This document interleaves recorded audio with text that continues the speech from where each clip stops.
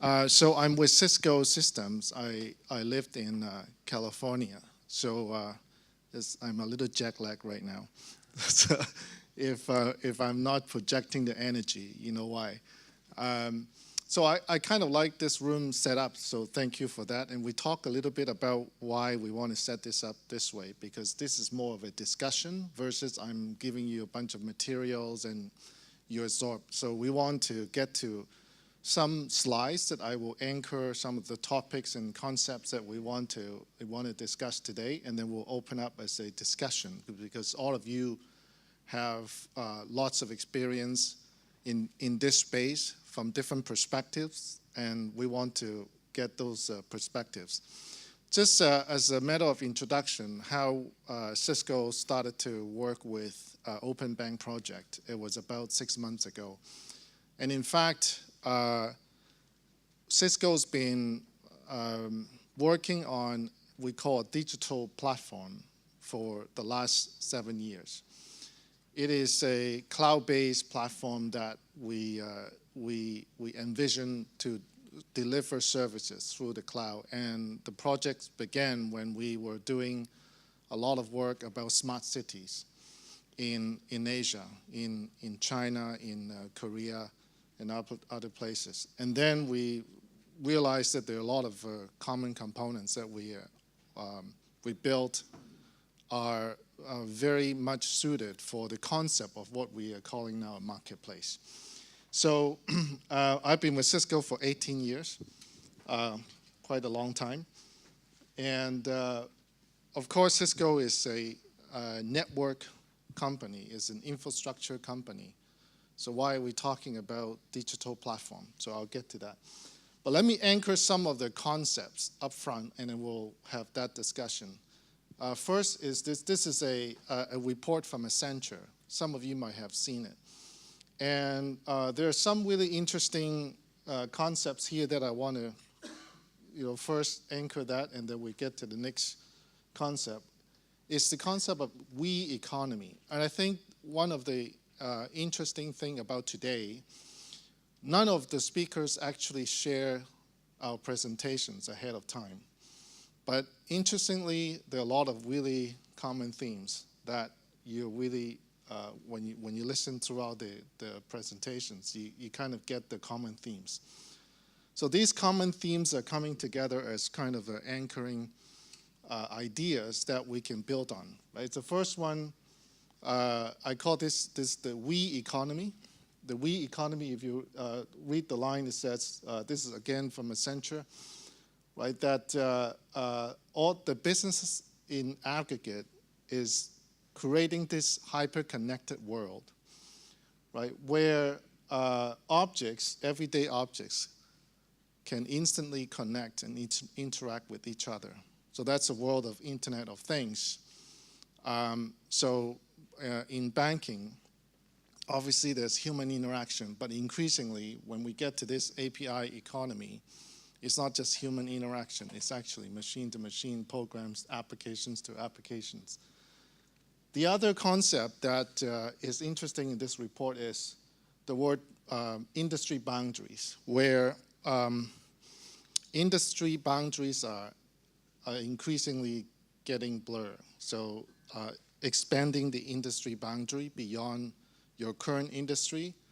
There's a lot of those examples happening right now. So I was listening to one of the talks in MIT, and the head of research, and talk about the Australian retail company selling more insurance services than all the insurance company combined through their digital channel, right? So again, that themes of anchoring around the we economy, a platform play, expanding your industry boundaries from your current industry to something much bigger, and the concept of platforms. And I was just talking to a gentleman back in the back there about the idea of platforms.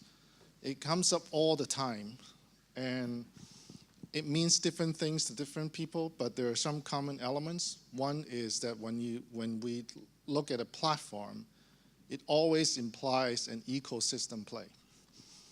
And building a platform, creating that network effect, and drawing that into the center of your business model, and that's what everybody is trying to create. So these are some common concepts, and every company is trying to do it in a different way. And this is our previous CEO, as you know, John Chambers. And he said it in a year ago in a conference in San Francisco. 40% of the companies in the room when he was speaking will not be existed in a meaningful way in 10 years because of digital disruption. You either disrupt or be disrupted. So, and I want to share this idea of, and this is again a piece of work from not from Cisco, this is from Gartner. It talks about companies that are putting digital initiative in place, and that they are also looking at, how do they innovate. The number one reason that they fail, and lots of these initiatives will fail, is because of lack of innovation. So the concept of we economy, the concept of digitization, every company is putting digital initiative together, but most of them will fail because of lack of innovation. Comes to what I wanted to talk about, what is at stake, right? Especially in financial industry. And this is the person, Peter Wales, he's the chairman and senior research scientist at MIT, and I was there when he was talking about this whole idea. And you know this, right? Because how many of you are banks in this room? Yeah, so you know this. That the brand, your brand is getting disintermediated every day because of mobility. And the functions are getting, subdivided into smaller pieces that are embedded into applications and other services. And if you look at the newer generation, they don't really care so much about the brand of the banks, but more of the functionalities, what these applications are delivering. Right? So increasingly, the banks are fighting how do they maintain that brand equity with their consumers. And that's one of the key themes that in the discussion that what is at stake is that you no longer have the control as you used to with the branches, obviously. And that if you don't innovate, you're not going to be able to extend your company, your brand equity into the next generation. So I want to share this use case with you. This is with a bank in Canada, and they call this Banking 3.0. And it's very much in the same theme of what I just talked about, right? How they think about creating an extension of their brand into the mobility world. And that's why they call this Banking 3.0, right? Because they think about Bank 1.0 as the bricks and mortar. You go to the branch, right? And the second 2.0 is the web banking, right? Internet banking. Now it's about mobile banking. So how can they bring the bank to your pocket, to the consumer's pocket, and maintaining that brand equity? So they, in the process, can maintain their influence and their brand with the consumers, especially in the newer generation. So this is what we talked about, that banking essentially operate the same way, especially from a payment perspective, that the customer is presenting a piece of plastic, right, at the time you're making a payment. Even with smartphones today, Apple Pay and all that, you're still presenting something at the point of sale, and that transaction get clear. So what this bank is thinking about is, in that process, they're actually playing a very minor role in understanding their customers. And they understand the value of expanding their APIs into a platform play, but at the end of the day, what they are really after is, what can I do more to know my customer, right? It needs this new generation of customers. So they think they can leverage their existing position in the market and change the way they do payment. So again, in today's transaction, the customer swipes the card and the merchant reads the card and that transactions get done. But the bank has one lump sum total of what was paid, and that's about it. What they would like to do is reverse that transaction. Instead of the customer giving you a piece of plastic or handing you the phone, have the merchant push the invoice to your phone. And then at that point, you can choose the payment. You can use Apple Pay, you can use Visa, you can use Master, you can still use all the traditional payment method. But now, in that reverse of the transaction, you know a lot more about the customers. And they call this really is a data innovation. Yes, they have to use APIs and all of that, but it's just to facilitate getting to the data so they can understand the customer, who they are, what they purchased. They can use the same social platform that can, over time, create the insights of where the customers are spending and what they're spending on, all that kind of details, and making recommendations about products and services they can acquire and purchase. And obviously advertising and all those kind of things can come along. So it's a different way to think about that simple transaction, but reversing a little bit of that. They get the benefit of having all the data and creating a platform that they can use for their customers on different type of services. And again, coming back to the theme of expanding the industry boundaries, they're not thinking about just financial services. They're thinking about all kinds of different services that developers can create and innovate on the platform. So let me pause here before I get to the next section. And it feels to me today, when we listen to the different presentations, this is kind of a common theme. Yeah? Thoughts? We can either share the mic, or maybe we can try to speak like that. Yeah, we can try.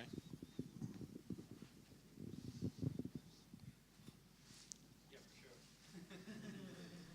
I talked to Raul on Friday in California, so I know what he has in mind. It was really, really funny because some of the slides that Derek was sharing with me were almost the same as we had on some decks for our internal direction.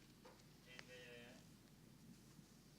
I think that is something that we are discovering all the time. We have been running our friends and family with different companies and trying to figure out the best way to make business of this new ecosystem. Is that data is going to be probably the currency that we will be using in this new ecosystem. Fintechs are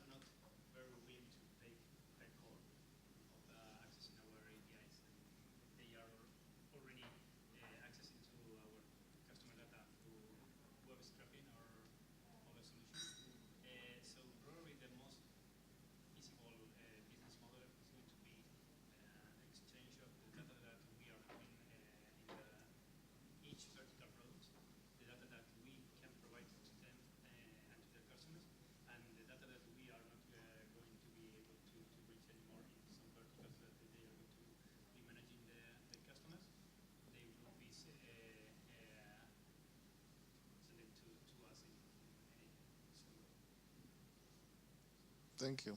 Any other thoughts? Yeah.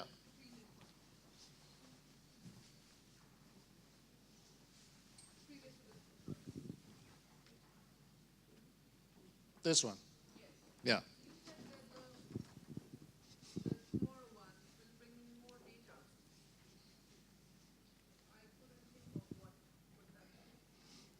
So let's imagine you go into a restaurant today.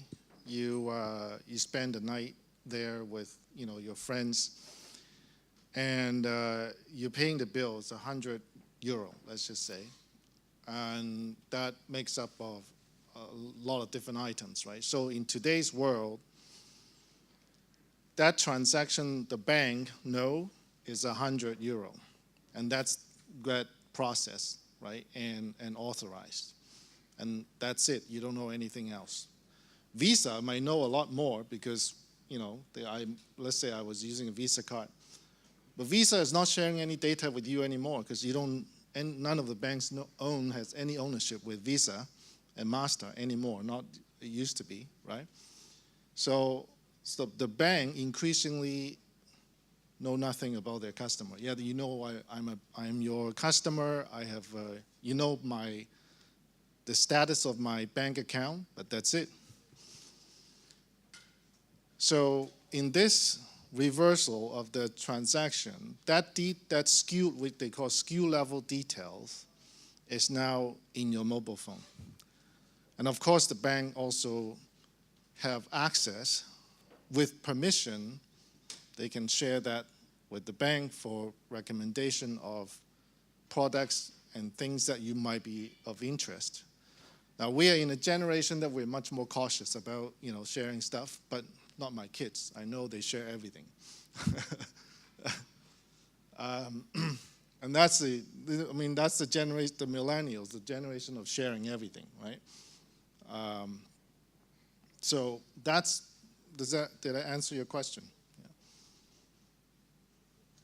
Just one comment. I'm from San Francisco, so I'm from the US, even if I have a strong French accent. But just I would take the example of Square. First time I met the Square team, so Square made if you don't know, but they make a payment solution for small and medium commerce, small enterprise. But they provide you at the beginning. They were providing you a small device you put on an iPhone jack plug, and you were able to swipe cards and pay lower fees than any other payment solutions. But actually, when you talk to the Square team, they don't say they sell a payment solution. They say to the merchant, they sell data solutions, because after 1 year of payments, they know exactly how many orders they made for flowers. If it's a florist, they know how many orders they made of flowers on Mondays and Tuesdays, when it was rainy, how many they sold when it was rainy or sunny, whatever. And now they are going to, in a way, they're able to make predictions. Oh, it's sunny the next 3 days. It's Monday, Tuesday, Wednesday. You need to order more. You need to staff more people. So they're bringing intelligence over payments.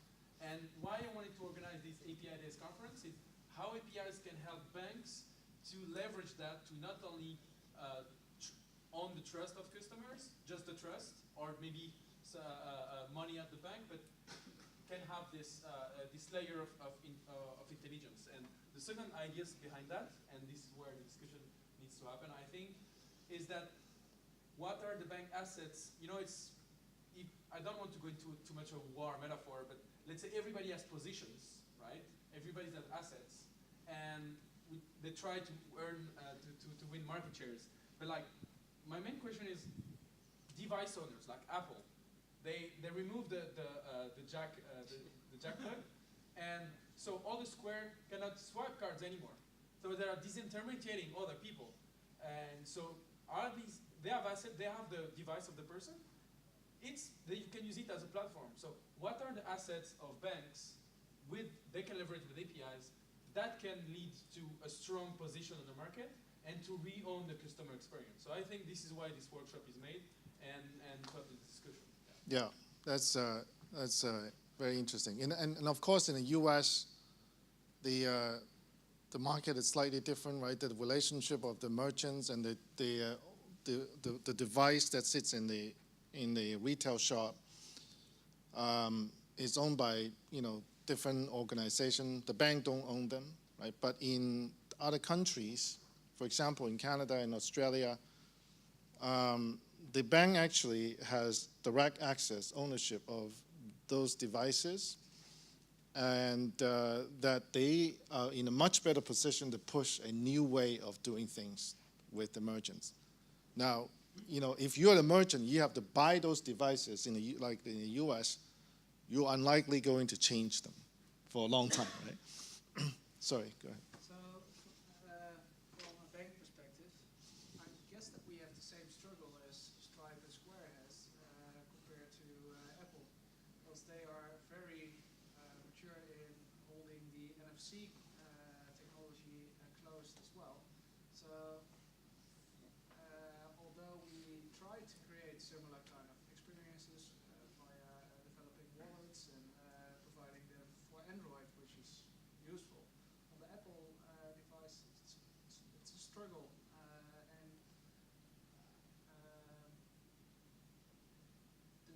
the way that we try to discuss it over here, like opening up and via open APIs, and, yeah, but that's the basic point where on Apple it's difficult, and where in Australia they are also failing to break that system. I don't know how other banks look at that, but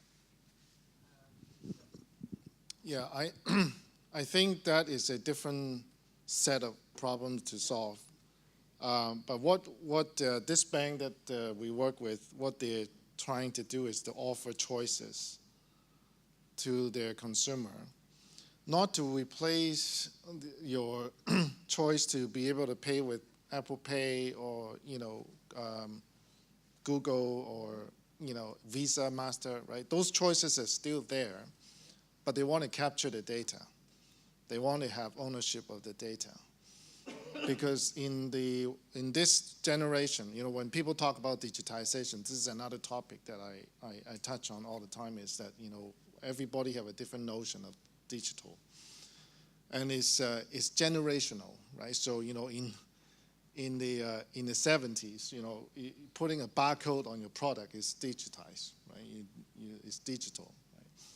And in the 80s, if you are transacting with a fax machine, you're in a digital age. But in this generation, digital means something very different, right? You got to be able to integrate mobile, data, cloud, social, right? The big four forces of technology into your business model. That's digitization.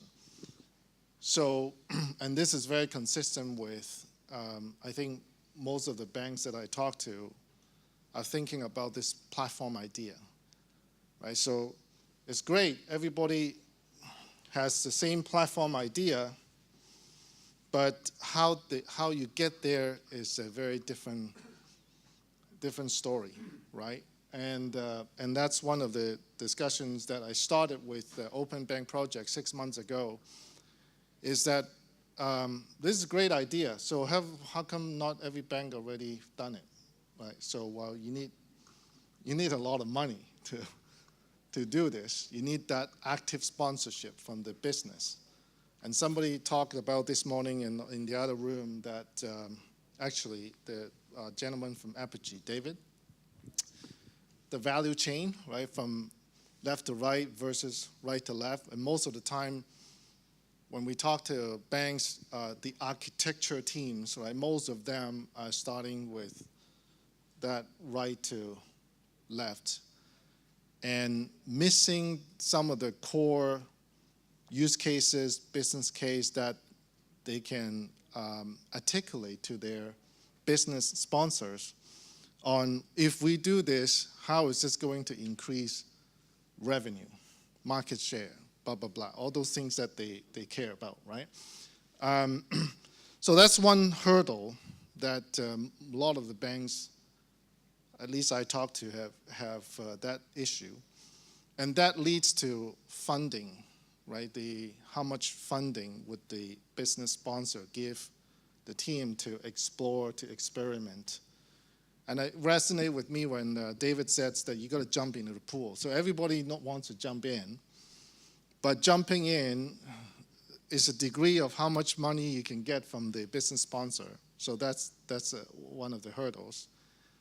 So use case is a hurdle, funding is a hurdle, pace of change inside the bank. I think all of you that work for a bank, you understand that they're more conservative, for all the right reasons. Security and you got to convince a lot of people in the bank to open up APIs, to have an open platform and things like that. So when we started to look at some of these hurdles and what Open Bank Projects is able to kind of bring together some momentum since last year, we wanted to work with them. And of course, we bring in different pieces of the puzzles into the whole equation. So we've been working for the last 6 months with the concept of, we call the collaboration.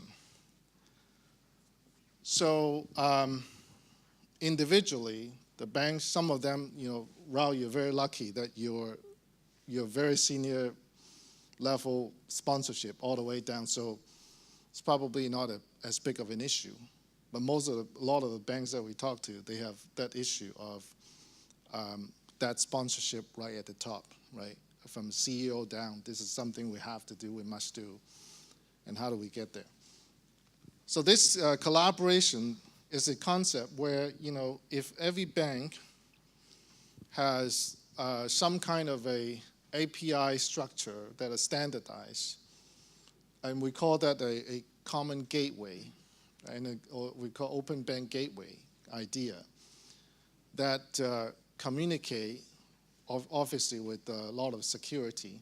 And security is obviously one of Cisco's strong suit. Can create an open bank marketplace that bring together innovations and the idea of the fact that you leveraging all the common components and really focus on the business aspect, the business model, the design, right? Just like Cisco and Juniper, we're competitors, but we all use Foxconn to build our stuff, right? The differentiation is at a different level. So what we're advocating is a concept that we could actually elevate this into a common open marketplace idea using a set of common APIs that most of you who have worked with Open Bank Project have seen this set of APIs in different categories and fast track that innovation. And they're very good at bringing developers to the table. Just another important point, right? So they have worked with a number of different banks. But when you get to deploying the APIs and deploying the entire platform end to end, there's still a lot of things to think through. And that's where the partnership makes sense for us, is to bring all these together end to end that we can deploy in a production environment. So that's kind of the concept of what we would like to table and the discussion around these areas. But first, standardized APIs. Some banks look at it as well, I just need to have compliance, minimum, getting it done. The rest of it, we're not opening up. We're controlling that pace and the destiny. Versus some banks would think about this as an opportunity to totally transform and think about a different way to provide banking services to their consumers. So let's stick with that for now, for first discussion point. How many of you in this room is in the first category versus the second? Compliance versus transformation.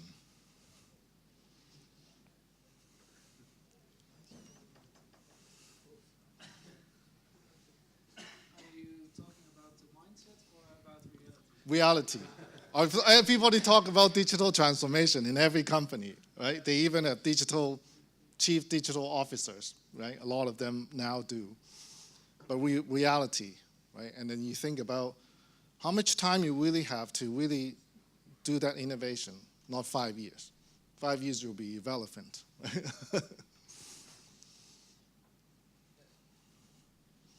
our perspective, I would say that we look at it as a digital transformation, but the path to getting there is a difficult one. So mindset is there, and we are taking big steps, but Yeah. still struggle at some points. I'm from Allianz Insurance Company, and we see it as a chance to get into banking. So, this opens up like a close financial player. You can maybe use an opportunity to, because it's hard for us always to evolve our existing business, because therefore we always have the problems. So sometimes we see it's maybe easier to do digital transformation or innovation, which is close to our business, because in transforming the existing business is always a struggle with cannibalization and people owning a business. So this is something which is at the moment on the agenda and seems to get more commitment from the top. So are you seeing, I like this, this is a perfect example of crossing the boundaries, right? So insurance company, like really thinking about what are the new revenue opportunity that you could get from the more traditional banking services. So are you getting real support from the top and to drive that in this? That's very good. Other experience? I have a question also in this same thing for banks about like the support for management. I was talking with American banks about the support they were having from C-levels or no, and every time it was a business generation, it was going for conquering new markets, like going from insurance to banking. They had support. Every time it was presented like just more agility, let's say better work between teams, breaking silos. It was let's say it was less. There were less support, right? So every time new business, there were more support. So do you feel that also in the banks you work on, or does C-level are driven by something else? Like the issue's cultural. Like there's an appetite for digital transformation. Problem is, in most banks, they've got absolutely no idea how to implement it, because you have a management pyramid that has techies, managers, and like they have no idea what good IT looks like. They read the manuals and they speak to the likes of IBM, and IBM tell them to buy more and more IBM products and tell them that IBM products are going to solve all their problems, and they never do. But all the people at the bottom are there going, open source, agile, APIs, but they don't get listened to. Or they get listened to, but there's so much noise, there's so much churn, there's so many people, nothing ever happens. And until they understand that their problems are cultural and that they need to sort out that problem. You look at any tech company, you have techies all the way through that pyramid, not just at the bottom. The idea of being a high grade and technical is alien to a bank. It's not to a technology company. Until they sort those cultural problems out, and that compliance versus digital transformation. So you want digital transformation? Oh yeah, you can't, because you can't do anything that you need to realise it. Until they fix those cultural issues, they're just, it's not really going to happen. And I think come the 30th of January 2018, I think there'll be a lot of banks that just push something over the line, but in most cases it will just about work, but it will be pretty crap. You don't have to disclose. That's a big hurdle, and you're not alone, right? Because I'm sure some of you share that same experience. Most large banks. Yeah. If I can just react on that, I think it resonates with the reports we did, where 69% of the banks we asked, they said the biggest barrier to APIs is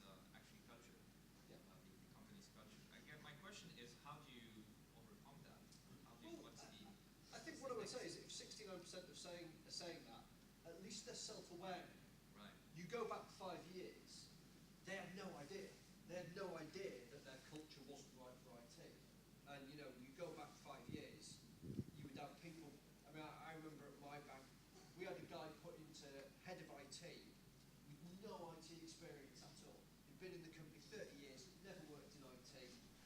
Right, you're head of IT, which is a bit like saying you don't know about football. Go manage Manchester United. Learn that way. But now I think it's changed. So there's an understanding that they have a cultural problem now.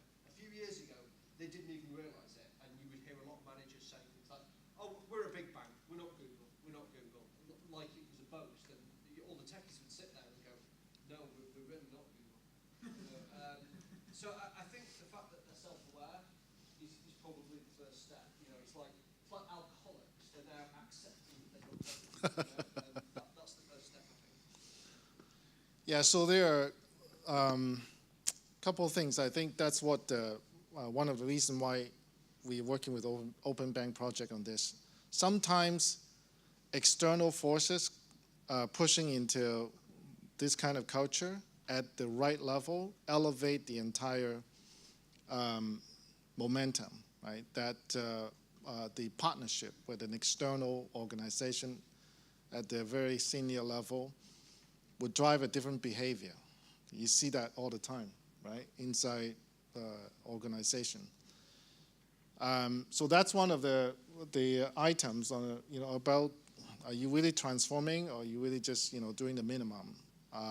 And we love to talk to every one of you on your experience and, see if there's anything we can help. The second point is, we talk about this, right? Data is the new currency, but how and what specifically? That's the holy grail. Everybody talk about the end game, right? But how do you get there? And we have people jobs now as data scientists, right? But even then, there are very, very few of them in the world that are truly data scientists, right? So what kind of data are you going after? And obviously there's security and privacy and all those kind of concerns. Any experience that anybody want to share about what data, what the bank would like to know more, other than what we just talk about, consumer, where they spend, how they spend? I was really interested in your one of the slides you put up where you showed there's actually an opportunity for banks to start harvesting data in a far more proactive way. Because the way I'd anticipated open APIs going was that banks would be so disintermediated they'd even lose sight of the sort of data of what their customers are doing. Mm-hmm. And actually I've had a bit of revelation that there's actually quite a big opportunity there for banks to kind of capture some of the value chain back from payment companies. Yeah. I thought they were going to lose. And if I were a payments company now, I would be more nervous about this than I would be if I was a bank. Yeah. Yes. It is actually, API is a vehicle to get to it. And if your landscape is not set on data, then you're not focusing on the right thing. The real goal is data. I think even when everybody probably realized that data are very valuable, there is really, really difficult to monetize that in a big structure like a bank. When we are already offering our data outside and making a business of it. But if a startup offers me back to pay with additional data, even that I think that would be probably enrich my own product to be offered to be able to build a new product that make much more profitable. It will be really, really difficult to get something in with the organization to assimilate those data and to integrate in another new product that we could take advantage on it. Because the data scientists are one department and from APIs are other department. The business unit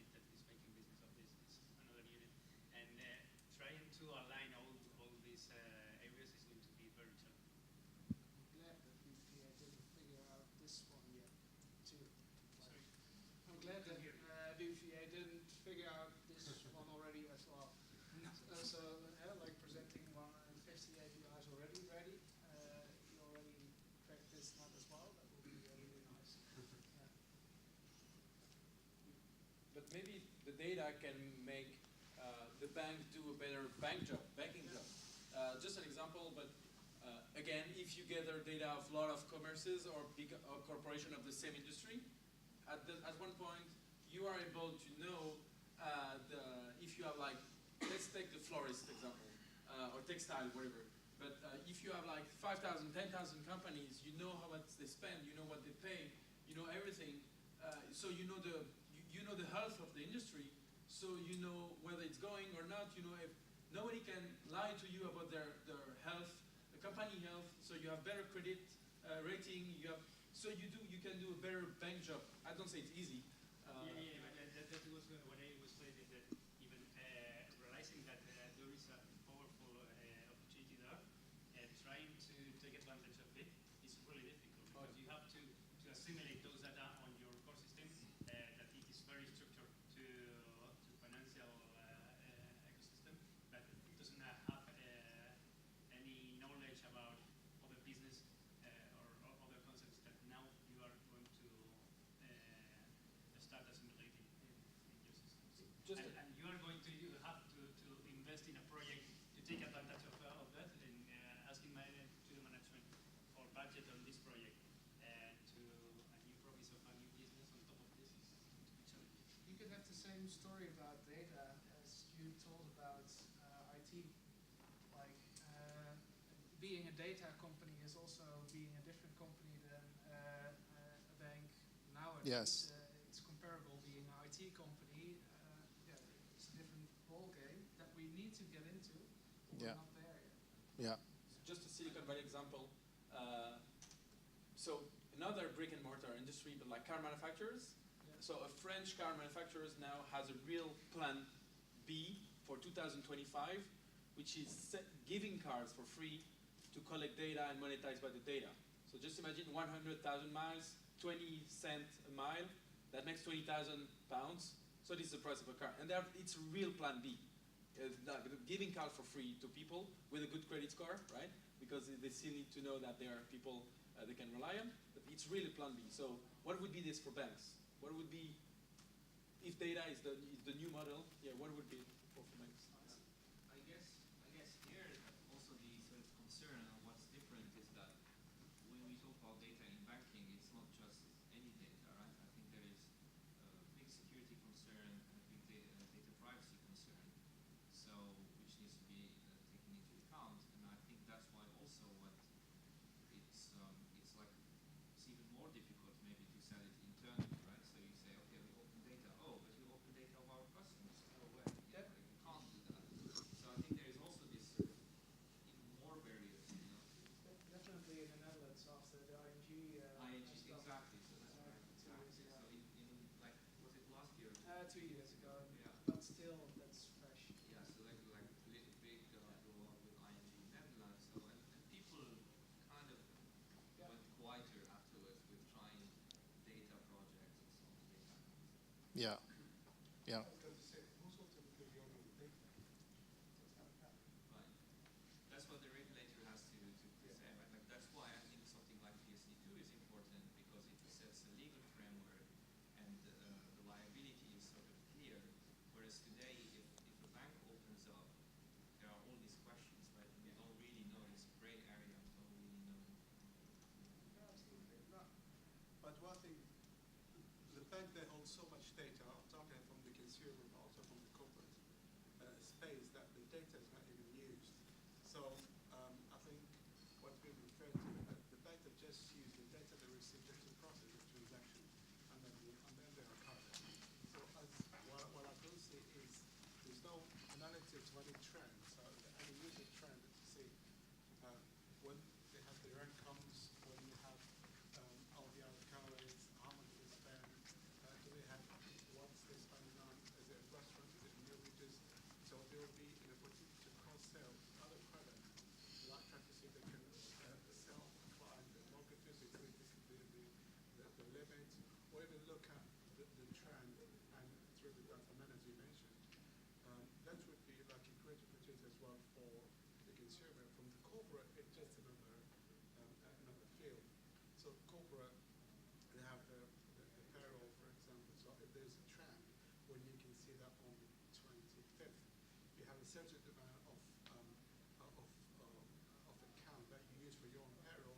The banks can also be a little bit more proactive and try to check if the client has enough credit or have the right fund to pay those payrolls, or to make an acquisition, or try even to suggest investment on a daily basis. So we can see that a lot of potentials on how we could potentially be using data, but as the mindset is not there.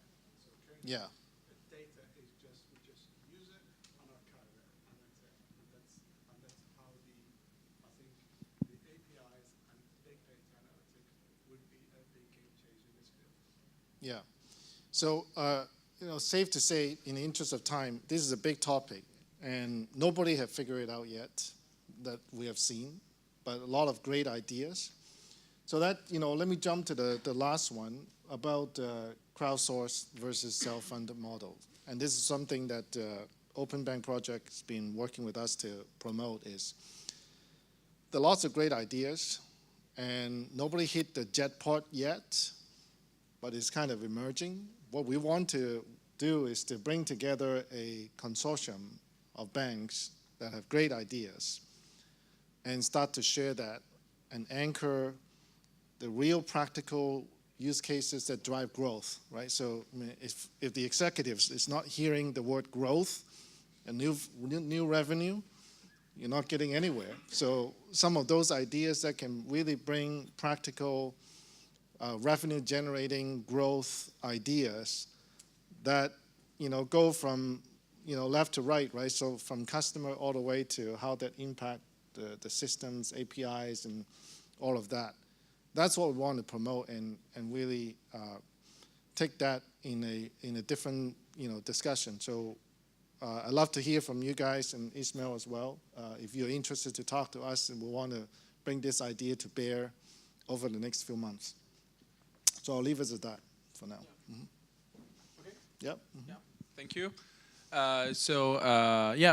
But Derek, you can contact Derek. So you'll be here for the 2 days, right? I will. Yeah. Yeah. So you can reach him. So he's making this research with Open Bank about like how we can think more about like open banking and marketplaces. And if you have any ideas or if you initiatives, you can reach him and work with them with that, because they can also help management or maybe to give more support to your initiative. So they're here for that. So now, Ismail, you want to say something?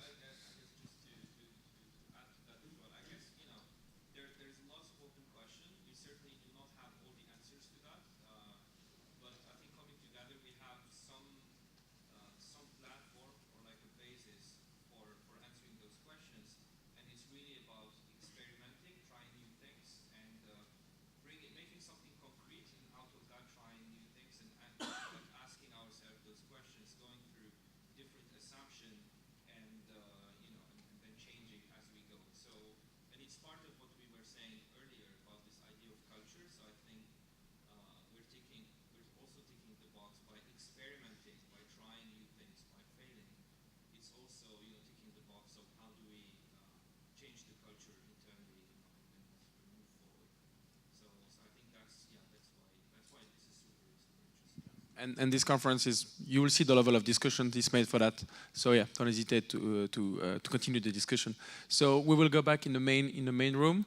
It's Stevie Graham speaking. So I don't know if you remember last year, if you were here, he was finding security breach live from banking API. So now it's fixed. The banks fixed it. But he's really great on security, and he will show us what he is building right now. I think it's really exciting. Yeah, thank you very much.